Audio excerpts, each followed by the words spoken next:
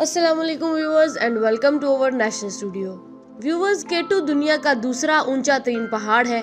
सतह समंदर से 28,251 फुट की बुलंदी पर मौजूद केटू पाकिस्तान के गिलगित बल्तिस्तान के इलाके में मौजूद है। केटू दुनिया के ऊंचे तरीन पहाड़ माउंट एवरेस्ट से सिर्फ चंद सौ फुट छोटा है, लेकिन माउंट एवरेस्ट के मुकाबले में केटू को सर करना दुनिया के हर कोपेमा का ख्वाब है। चूँकि केटू की चोटी तक पहुंचना इंतहाई मुश्किल काम है, इसकी वजह केटू का मौसम और इस पहाड़ का रास्ता है जो बेहद सीधा है, जो बेहद दुश्वार है। हर साल दुनिया के बड़े बड़े कोपेमा केटू को सर करने का ख्वाब लेकर पाकिस्तान आते हैं। ये लोग गर्मी में केटू सर करने की कोशिश करते हैं, क्योंकि सर्दियों में केटू को सर करना इंतहाई खतरनाक है और आज तक कोई ऐसा नहीं कर सका।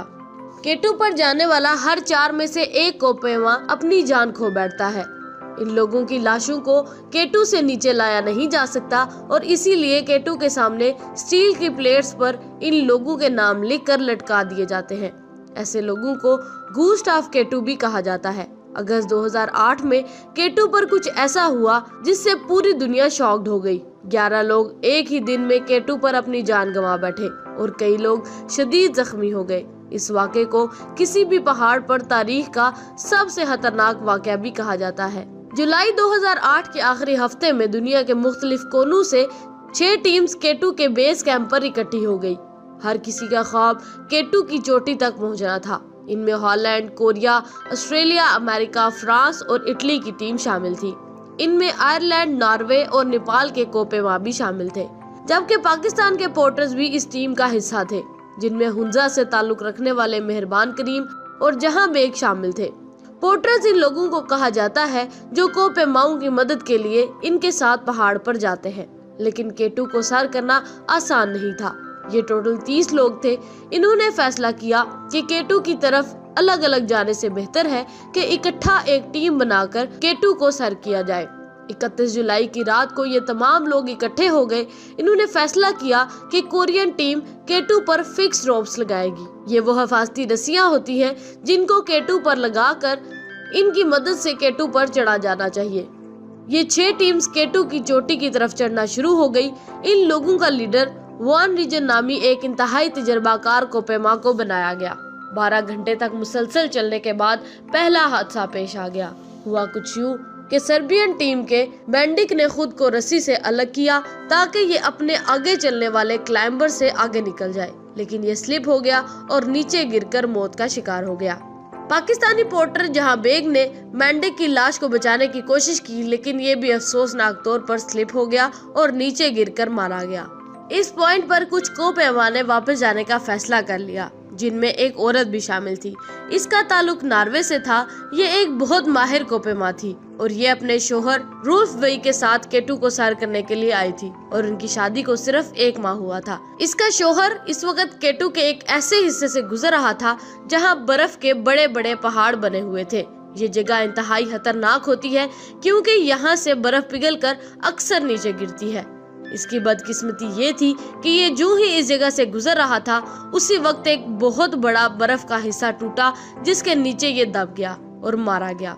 इसकी बीवी थोड़ा ही नीचे से अपने शोहर को मौत के मुंह में जाता देख रही थी। इस सूरत हाल में कोई कुछ नहीं कर सकता था।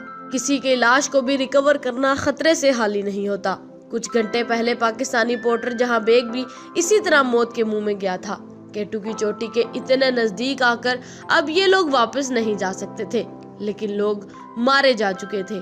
लेकिन इन लोगों ने अपना सफर जारी रखा। इस मुहिम का लीडर शाम के 7 बजे केटू की चोटी पर पहुंच गया।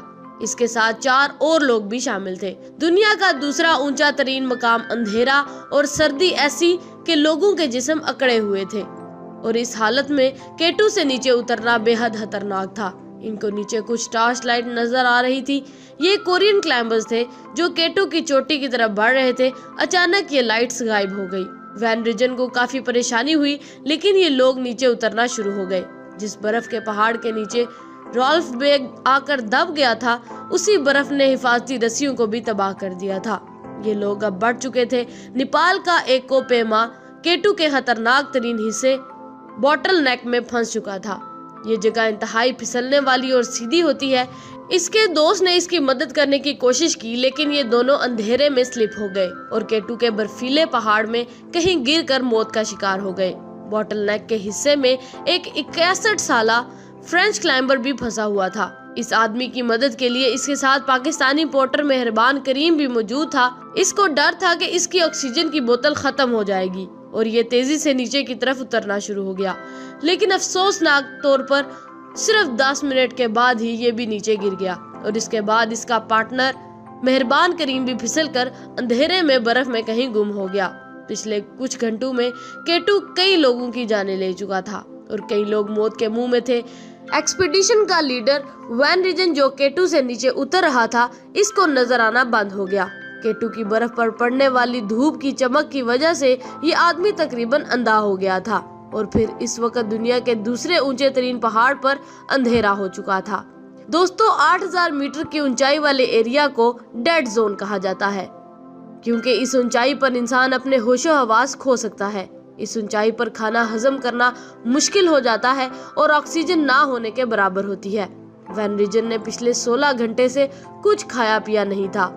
हिफाजती रस्सी भी तकरीबन तबाह हो चुकी थी और इतने अंधेरे में बगैर रस्सी के नीचे उतरना इंतहाई खतरनाक था। अचानक इसकी कमजोर नजर ने 3 कोरियन क्लाइंबर्स को देखा। ये वही लोग थे जिनके हाथ में टार्च थी जो गायब हो गई थी। ये लोग हिफाजती रस्सी के अंदर फंसे हुए थे। अगर वैन ये रस्सियां काट देता तो ये लोग नीचे गिर सकते थे और वैन इनकी मदद करने के काबिल भी नहीं था। 2 और क्लाइंबर्स भी यहाँ पहुँच गए थे। इन लोगों ने काफी देर तक कोरियन लोगों की मदद करने की कोशिश की, लेकिन ऐसा नहीं हो सका। मजबूरन इन तमाम लोगों ने कोरियन को छोड़कर नीचे उतरने का फैसला कर लिया। लेकिन फिर हैरत अंगेज तौर पर मैकडोनाल्ड, जिसका ताल्लुक आयरलैंड से था, फिर इससे ऊपर की तरफ चढ़ना शुरू हो गया। इसने ऐसा क्यों किया कोई आज तक नहीं जानता। ये ऊपर की तरफ चढ़ ही रहा था कि अफसोसनाक तौर पर एक बर्फानी तूफान आ गया जो मैकडोनाल्ड्स और 3 कोरियंस को अपने साथ बहाकर ले गया। इनकी लाशों का भी पता नहीं चल सका। अब सुबह के 5 बज चुके थे। इनका लीडर वैन, जो के अपनी काफी बिनाई खोज बैठा था, केटू पर ही सो गया।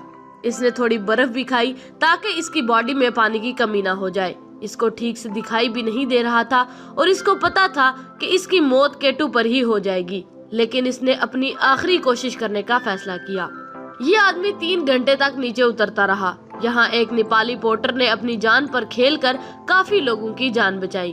पेम्बा केटू की चोटी से वापस नीचे पहुंच चुका था।